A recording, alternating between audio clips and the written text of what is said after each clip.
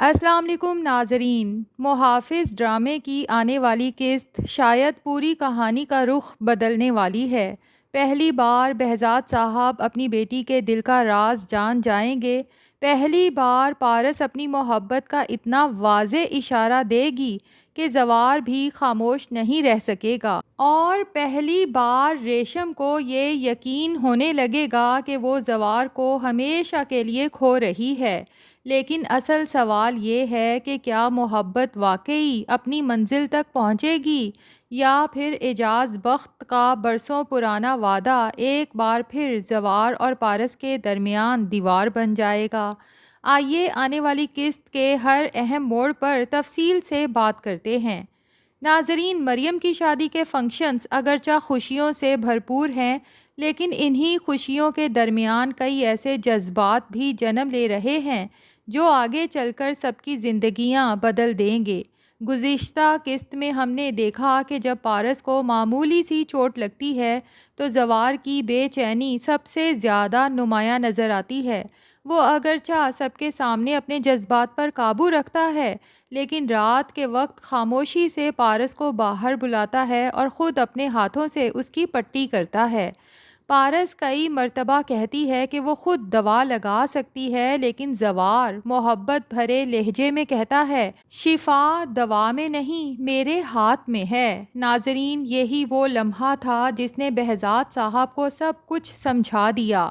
ایک باپ اپنی بیٹی کی آنکھوں میں چھپے جذبات بھی پڑھ لیتا ہے، اور بہزاد صاحب نے صرف زوار کی فکر نہیں دیکھی بلکہ اس کے پیچھے چھپی ہوئی محبت بھی محسوس کر لی۔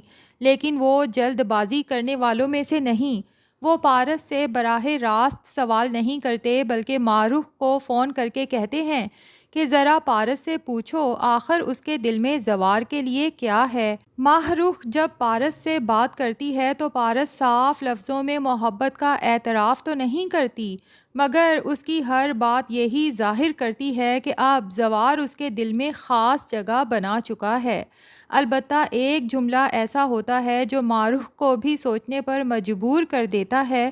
پارس دھیمی آواز میں کہتی ہے، خالہ کیا فرق پڑتا ہے، زوار تو مجھ سے محبت ہی نہیں کرتا۔ یہ سن کر ماروخ خاموش ہو جاتی ہے۔ لیکن ناظرین، یہاں مجھے ایک بات سمجھ نہیں آتی، آخر پارس کو اب بھی ایسا کیوں لگ رہا ہے؟ زوار نے تو ہر قدم پر اپنی محبت ثابت کی ہے۔ وہ اس کی حفاظت کرتا ہے، اس کے آنسو برداشت نہیں کر سکتا، اس کے لیے اپنی جان خطرے میں ڈال دیتا ہے، اور یہاں تک کہ ریشم کے بارے میں بھی صاف کہہ چکا ہے کہ وہ اس سے محبت نہیں کرتا۔ پھر بھی شاید پارس صرف ایک چیز کی منتظر ہے۔ وہ چاہتی ہے کہ زوار اپنی محبت کا اظہار کھل کر اپنی زبان سے کرے، کیونکہ بعض اوقات خاموشیاں بہت کچھ کہہ دیتی ہیں، مگر دل کو یقین تبھی آتا ہے جب محبت لفظوں میں ڈھل جائے۔ ادھر اگلی صبح بہزاد صاحب اور ماروخ واپسی کی تیاری کرتے ہیں۔ ناشتے کی میز پر ماحول پہلے سے کافی خوشگوار محسوس ہوتا ہے۔ یوں لگتا ہے جیسے اعجاز بخت کے دل میں برسوں سے جمی ناراضگی آہستہ آہستہ ختم ہونے لگی ہو۔ وہ براہ راست بہزاد صاحب سے مخاطب تو نہیں ہوتے، البتہ سلیمہ سے کہتے ہیں، ذرا پوچھو اس سے دوبارہ ہمارے ساتھ ناشتہ کب کرے گا، کیا زوار کی شادی پر آئے گا؟ یہ جملہ سنتے ہی بہزاد صاحب کے چہرے کی مسکراہٹ غائب ہو جاتی ہے۔ ادھر زوار بھی فوراً سنجیدہ ہو جاتا ہے۔ ممکن ہے یہی وہ موقع ہو جب بہزاد صاحب باتوں ہی باتوں میں زوار کے رشتے کے بارے میں پوچھ لیں، تاکہ اگر کوئی رکاوٹ نہ ہو تو وہ خود پارس اور زوار کی شادی کی بات کر سکیں۔ لیکن شاید اعجاز بخت فوراً بتا دیں گے کہ وہ برسوں پہلے اپنے بھائی عبدل کو زبان دے چکے ہیں اور زوار کی شادی صرف ریشم سے ہوگی۔ یہ سنتے ہی بہزاد صاحب اور ماروخ دونوں کے چہرے کا رنگ بدل جائے گا، کیونکہ انہیں شاید پہلی بار احساس ہوگا کہ جس محبت کو وہ قسمت سمجھ رہے تھے، اس کے راستے میں ایک بہت بڑا وعدہ پہلے سے موجود ہے۔ اب بہزاد صاحب اور ماروخ جب واپس جائیں گے تو وہاں پر جا کر دونوں ہی کافی پریشان ہوں گے۔ بہزاد صاحب بہت دکھی اور پریشانی کے عالم میں ماروخ سے کہیں گے کہ مجھے تو اندازہ ہی نہیں تھا، زوار نے کبھی بتایا ہی نہیں کہ وہ آلریڈی انگیجڈ ہے۔ اور یہاں پر ماروخ کہے گی کہ مجھے بھی زوار سے یہ امید نہیں تھی کہ وہ ہمارے ساتھ اس طرح سے دھوکہ کرے گا۔ لیکن میرے خیال میں زوار نے کسی کے ساتھ دھوکہ نہیں کیا، وہ صرف ایک ملازم تھا جسے پارس کی حفاظت کے لیے رکھا گیا تھا۔ نہ بہزاد صاحب نے کبھی اس کی ذاتی زندگی کے بارے میں پوچھا، نہ ہی ماہ رخ نے۔ ایک پروفیشنل انسان اپنی منگنی یا ذاتی معاملات خود سے بیان نہیں کرتا جب تک اس سے پوچھا نہ جائے، اس لیے اگر غلط فہمی پیدا ہوئی ہے تو وہ حالات کی وجہ سے ہوئی ہے، زوار کی نیت کی وجہ سے نہیں۔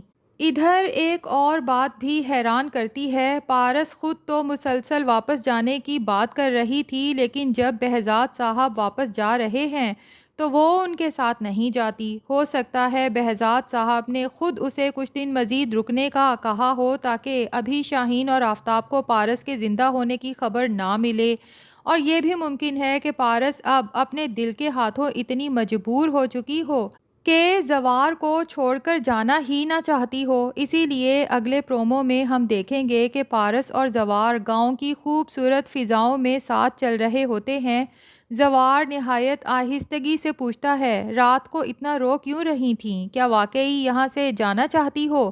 پارس مسکرا کر جواب دیتی ہے، نہیں، ابھی تو نہیں جانا چاہتی، پہلے تمہاری شادی دیکھوں گی پھر واپس جاؤں گی۔ یہ سن کر زوار کے دل پر جیسے چوٹ لگتی ہے، وہ فوراً پوچھ بیٹھتا ہے، واپس جا کر کیا تم آفتاب سے شادی کر لو گی؟ اور ناظرین، یہی وہ لمحہ ہے جہاں پارس پہلی بار پوری خود اعتمادی کے ساتھ زوار کی آنکھوں میں دیکھتے ہوئے کہتی ہے، میں پارس بہزاد ہوں، اگر کسی کو پسند کر لوں تو اسے حاصل کرنے کی ہمت بھی رکھتی ہوں۔ میرے خیال میں پارس صرف جواب نہیں دے رہی بلکہ زوار کو چیلنج بھی کر رہی ہے، جیسے وہ کہنا چاہتی ہو، اگر تم واقعی مجھ سے محبت کرتے ہو تو صرف خاموش رہنے سے کچھ نہیں ہوگا، محبت کو نبھانے کے لیے ہمت بھی دکھانی پڑتی ہے۔ ادھر ریشم کا دل مسلسل ٹوٹ رہا ہے، وہ بستر پر لیٹی رو رہی ہوتی ہے۔ اس کی ماں وجہ پوچھتی ہے تو وہ کہتی ہے، مجھے لگتا ہے زوار سے میری شادی کبھی نہیں ہو پائے گی، پارس ابھی تک نہیں گئی، وہ میرے زوار کو مجھ سے چھین لے گی۔ ریشم کی بات سن کر اس کی ماں اسے سمجھانے کی کوشش کرتی ہے، لیکن شاید ایک ماں بھی اپنی بیٹی کی آنکھوں میں چھپا ہوا خوف محسوس کر لیتی ہے۔ دوسری طرف شاہین اور آفتاب ابھی تک صرف جائیداد کے خواب دیکھ رہے ہیں۔ انہیں یقین ہے کہ پارس اب اس دنیا میں نہیں رہی، اسی لیے وہ بہزاد صاحب کے قریب رہنے کی منصوبہ بندی کر رہے ہیں تاکہ کہیں وہ اپنی ساری دولت کسی ٹرسٹ یا خیراتی ادارے کو نہ دے دیں۔ انہیں کیا معلوم کہ جس لڑکی کی جائیداد پر وہ نظریں جمائے بیٹھے ہیں وہ زندہ بھی ہے اور بہت جلد ان کی تمام امیدوں پر پانی بھی پھیرنے والی ہے۔ اب دیکھنا یہ ہے ناظرین کہ کیا پارس واقعی اپنی محبت حاصل کر لے گی؟ کیا زوار پہلی بار اپنے دل کی بات زبان پر لے آئے گا؟ کیا اعجاز بخت اپنے برسوں پرانے وعدے کو نبھائیں گے یا اپنے بیٹے کی خوشی کو ترجیح دیں گے؟ اور سب سے بڑھ کر کیا قسمت زوار اور پارس کو ملا دے گی یا ایک بار پھر انہیں ایک دوسرے سے دور کر دے گی؟ اپنی پیش گوئی ضرور کمنٹس میں بتائیے، کیونکہ اب محافظ کی ہر نئی قسط صرف کہانی نہیں بلکہ ہر کردار کی تقدیر بھی بدلنے والی ہے۔